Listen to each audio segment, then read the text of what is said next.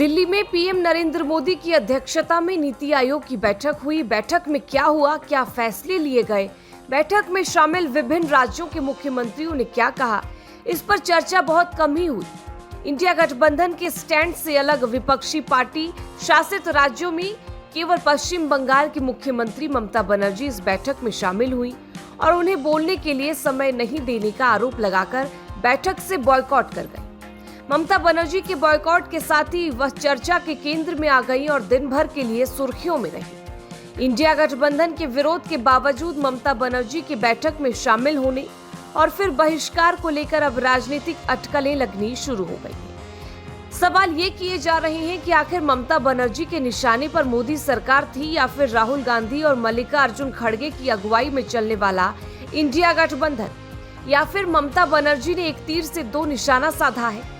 मोदी सरकार के खिलाफ आवाज भी बुलंद की और इंडिया गठबंधन की उसकी औकात भी दिखा दी। लोकसभा चुनाव के दौरान ममता बनर्जी की पार्टी ने इंडिया गठबंधन को आईना दिखाते हुए अपने बल पर बीजेपी की लड़ाई की और 42 में से 29 सीटों पर जीत हासिल कर यह साबित कर दिया था कि बंगाल में केवल उनका ही वर्चस्व है।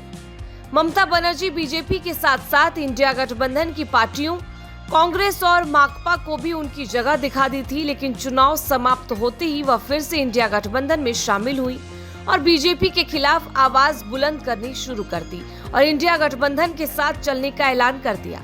संसद की कार्रवाई को लेकर इंडिया गठबंधन की बैठक में टीएमसी की लोकसभा और राज्यसभा के नेता क्रमशः सुदीप बंदोपाध्याय और डेरेक ओब्रायन शामिल हो रहे हैं। आम बजट को लेकर इंडिया गठबंधन की बैठक में 29 जुलाई की बैठक का बहिष्कार करने का फैसला हुआ, लेकिन इंडिया गठबंधन की बैठक में शामिल होने का निर्णय लेकर ममता बनर्जी ने राजनीतिक हलकों में हलचल मचा दी। उसके बाद यह सवाल उठने लगे थे कि क्या नीति आयोग की बैठक में शामिल होकर ममता नरम रुख अपना रही है। पीएम मोदी से क्या फिर से ममता की नजदीकी बढ़ रही है। कांग्रेस की ओर से अपील की गई, चूंकि इंडिया गठबंधन के कोई भी सीएम बैठक में शामिल नहीं हो रहे हैं, इसलिए ममता भी शामिल नहीं हो। लेकिन ममता बनर्जी ने कहा, यदि यह जानकारी पहले दी गई होती तो उनका फैसला कुछ और होता और वह बैठक में शामिल हुई। बैठक में शामिल होकर एक तीर से दो निशाने साधे।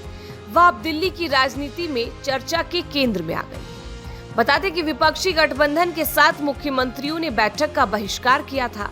झारखंड के सीएम हेमंत सोरेन, पंजाब के सीएम भगवंत मान और तमिलनाडु के सीएम स्टालिन भी बैठक में शामिल नहीं हुए थे।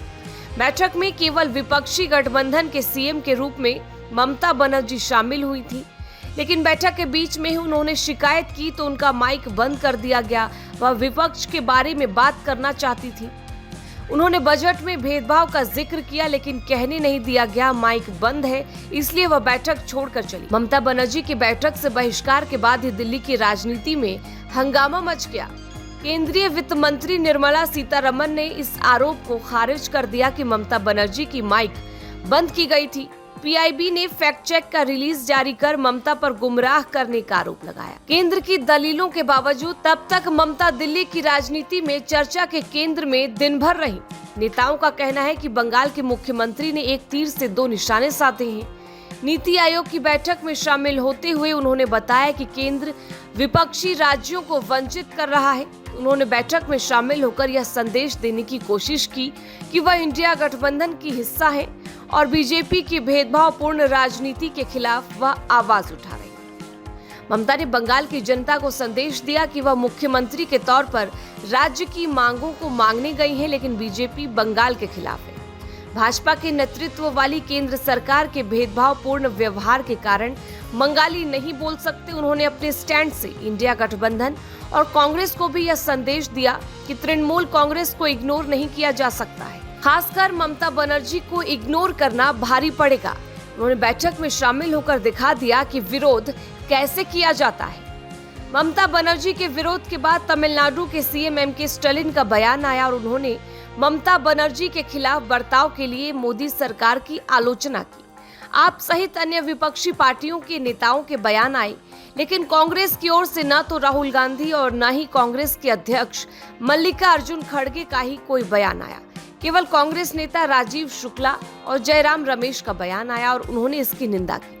कांग्रेस के नेता अधीर रंजन चौधरी ने सीधा ममता बनर्जी पर आरोप लगा दिया कि ममता बनर्जी झूठ बोल रही हैं और यह उनकी पहली की स्क्रिप्ट थी, उसी के अनुसार ममता ने काम किया था। ममता बनर्जी की पार्टी इसके पहले भी इंडिया गठबंधन में कांग्रेस के प्रभुत्व को लेकर सवाल उठा चुकी है। उन्होंने कांग्रेस की अगुवाई पर सवाल उठाया था। लोकसभा में स्पीकर पद के चुनाव के दौरान जब कांग्रेस की अगुवाई में एनडीए के उम्मीदवार ओम बिरला के खिलाफ इंडिया गठबंधन ने कांग्रेस के 8 बार के उम्मीदवार के सुरेश को उम्मीदवार बनाने का ऐलान किया तो टीएमसी ने आपत्ति जताई थी और कहा कि इस फैसले में उसकी सहमति नहीं ली गई थी। बाद में तृणमूल कांग्रेस और समाजवादी पार्टी के दबाव में स्पीकर चुनाव के दौरान मतों की गणना की मांग नहीं की गई और ध्वनि मत से स्पीकर का चुनाव हुआ। कुछ दिन पहले ही 21 जुलाई को टीएमसी की शहीद दिवस के अवसर पर कोलकाता में ममता बनर्जी ने बड़ी रैली की थी।